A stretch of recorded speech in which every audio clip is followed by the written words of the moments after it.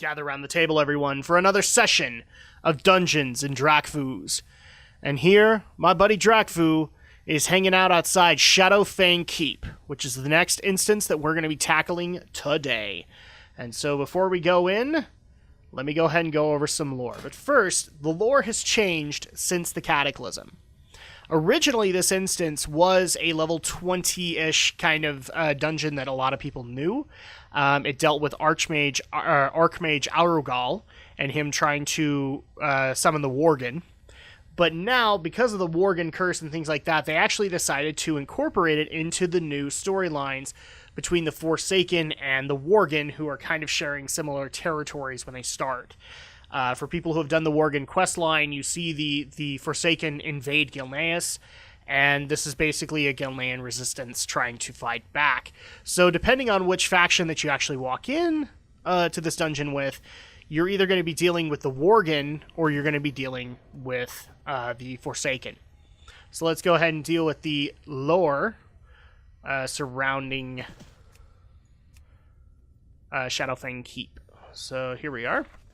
So, looming over Pyreward Village from the southern bluffs of Silver Pine Forest, Shadowfang Keep casts a shadow as dark as its legacy.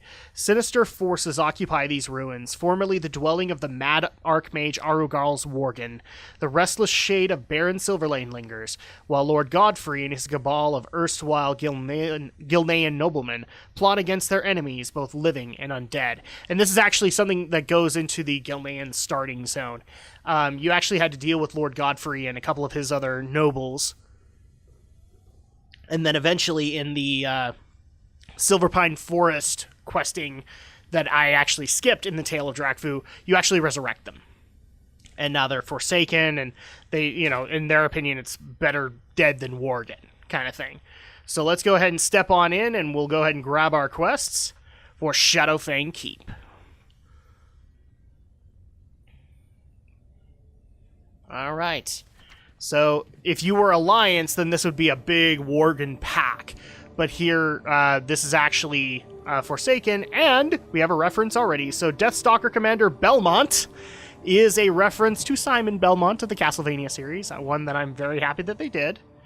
Let's go ahead and take his quests. This land is our land. Did you think that a handful of worgen vermin could stop me? Shadowfang Keep was part of the Lordaeron kingdom in life, so it is quite fitting that it should belong to the Forsaken in death.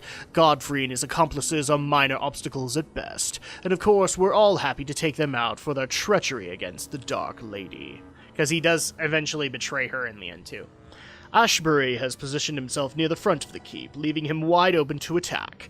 Start us out on the right foot, would you? So we're going to go ahead and kill Baron Ashbury, and there's a bunch of side bosses in this one, but we're going to be killing everything. This actually used to be a teleport that you could use to get to the later areas. I don't think it works anymore, though. So let's go ahead and gather up all these undead. Fist of Fury! Now, I'm hoping that we don't run out of inventory in here, but it's more than likely that we will. So kind of like with Wailing Caverns, I might be a little bit more picky with looting. Or, at the very least, you're going to have to deal with some inventory rage. And we also might just skip some unnecessary undead. This basically has been redone to have a lot of undead in it, as well as worgen. And so here is Baron Ashbury.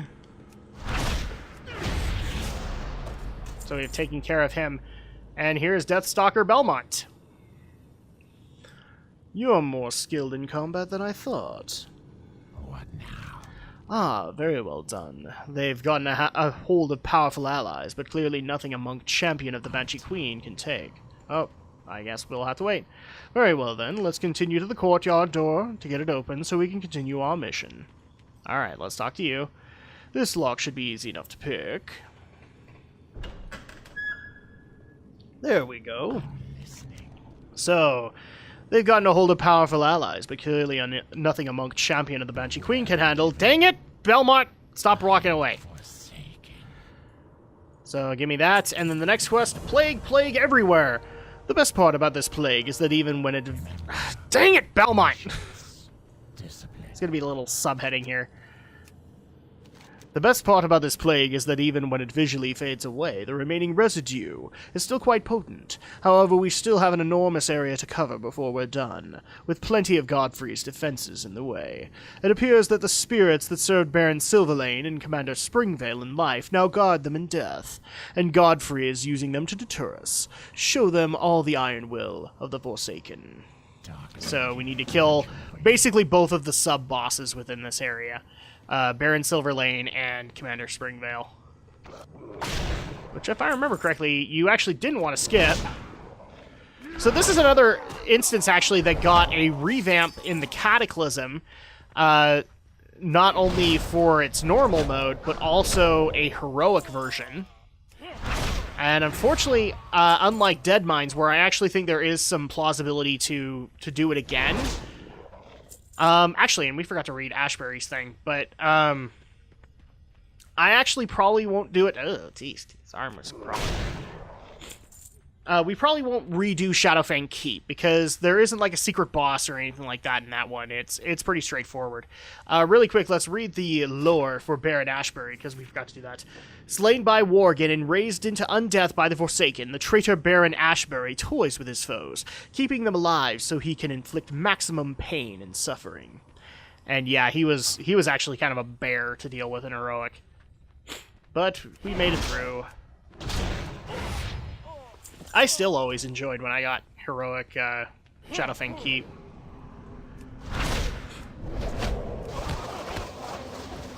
There we go. Oh no, we've already hit the inventory is full. Inventory is full. Okay. So we're just gonna toss stuff as we go along. And we'll probably just be a little bit more picky with what we pick up.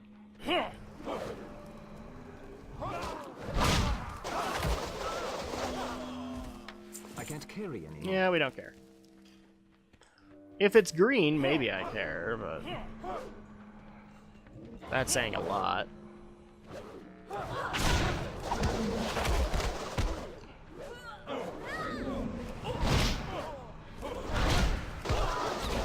Whee!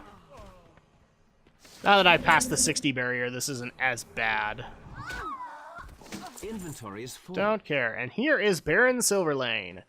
And the funniest part about him, you're not going to be able to see it when I take him on, but one of the things that was cool about him was he actually summons previous worgen bosses from the original Shadowfang Keep as you go along. Kind of sad that they didn't include those bosses again, but I can see why. So we'll go ahead and take him on. Boom! Baron Silverlane. Dead. I can't carry anymore. We'll go ahead and toss that at the very least. Oh, hi. Excellent. Now, to plague this area and move on to Cromish. What are you doing here? This is a covert operation. Unless I'm mistaken, the war chief! Crap. I can't read it. Let's see. Crap. I can't read it. Unless I'm mistaken, the war chief explicitly forbids using the full plague, no matter the circumstance. My apologies, Cromish, but I assure you there's no problem. We are using an extremely diluted plague. In fact, it really only serves to scare the worgen from trying to follow us in here. It's completely harmless. Then I'm sure you won't mind if I accompany you on your mission. Be warned, Belmont, if I find out that you're lying. You'll see the war chief's wrath firsthand. But of course, we have the Horde's best interests in mind, sir. These heroes were just about to continue on and kill Springvale for us. Okay, so we got that now. And already you're starting to see the pressures within the Horde. Garrosh is not happy about the use of the plague. And so much so that Sylvanas actually just starts using it behind his back, basically. And you know what? I wish I could feel bad for him. And then he torched the Veil. We'll get there when we get there, people. We don't care about the Stray Bow, but this green belt would be helpful. So here is Springvale's room. Let's just go ahead and grab everybody. Fist of Fury!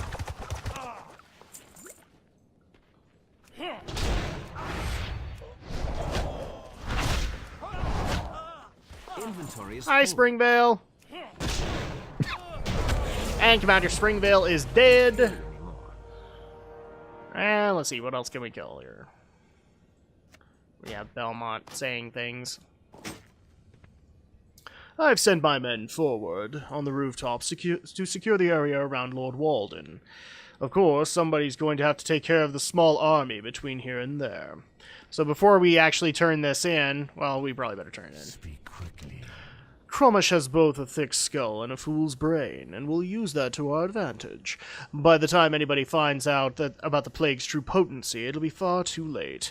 Thank you for keeping quiet during its tirade. I promise you won't regret it. So, orders are for the living.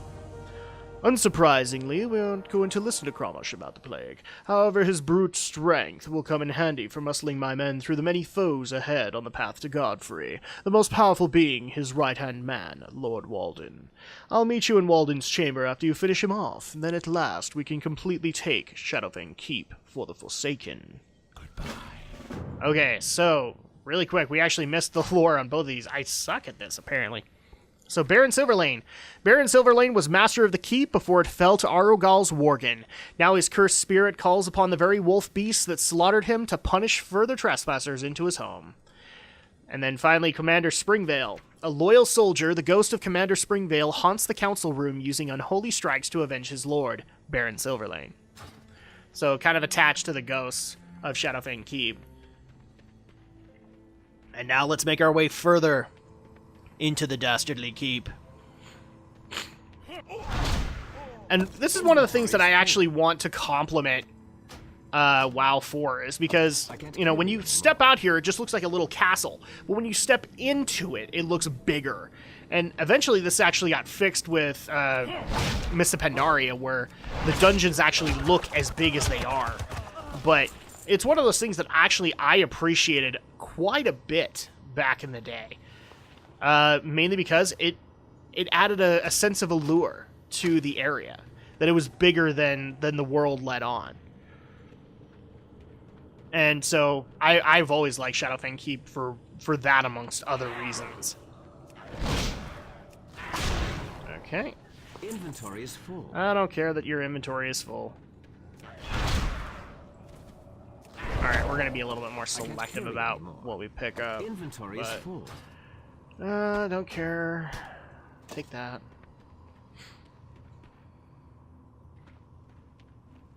Here's another cool addition, the gargoyles. Very similar to the I can't carry anymore. Scourge models.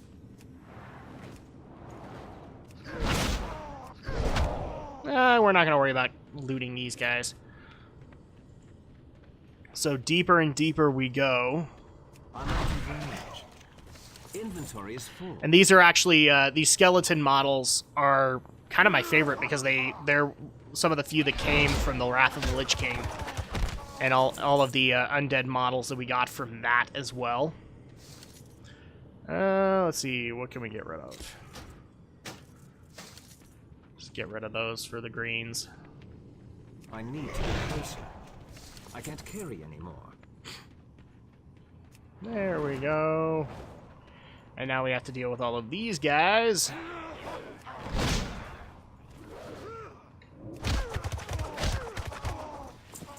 Don't care. And up the stairs we go, and this is actually the stairs leading up to Lord Walden.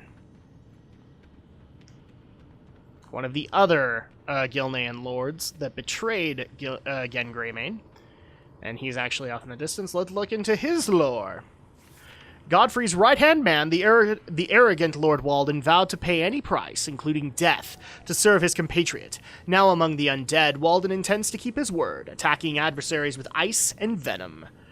And he's a little bit of an apothecary as well, so that kind of adds to it. There we go. Lord Walden is dead. I hate when that happens. And you're already talking again. The time has come, soldiers. Godfrey lies just ahead. Have no mercy. We fight for the Horde. Yes, whatever. You'd better hurry up if you want in on all the fun.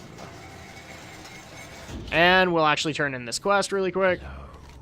The time has come. Godfrey will fall. So sweet merciless revenge. If all goes well, you'll just be able to walk right into Godfrey's personal domain and take reward fitting for such an eager young monk. Godfrey is a cunning foe, though, so it may be wise to head up there quickly just in case you're needed. He will pay for what he did to the Dark Lady. Watch over you. Well, you know, he's also gonna pay for a number of other things, but okay. Including sick, nasty loots. So we are actually coming up on the last leg of Shadowfang Keep. This place always feels bigger than it is, and then it's surprisingly short. Because we're almost at end game in here, and, well, we kind of don't want it to end. There we go. And now we just got to take care of these guys.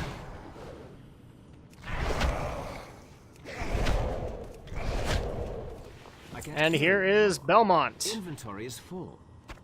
I don't care about your egg omelet. Why is the door shut? What in Sylvanas' name is going on here? Cramish, what happened? The coward killed them. Poisoned me. You'll pay for this, Godfrey.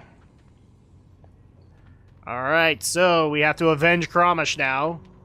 Even though we're lying to him, essentially. Hi, buddy. I can't carry anymore. I don't care about that. And here is Lord Godfrey. So let's go ahead and look into his lore. Drawing from his past as a Gilnean noble and Forsaken agent, the cunning and resourceful Lord Godfrey wields dual pistols and commands relentless flesh-eating ghouls. So it's time that he must die. And boom, Lord Godfrey is dead. Inventory is full. And we got a Haunting Blade from him, so that's pretty cool. Let's go ahead and grab that. And why not? We'll grab this as well. And that's pretty much it for Shadowfang Keep. That is the last boss. And we have made our way through Shadowfang Keep. I hope you guys have enjoyed, and we will see you guys next time for the next session of Dungeons and Drakfus.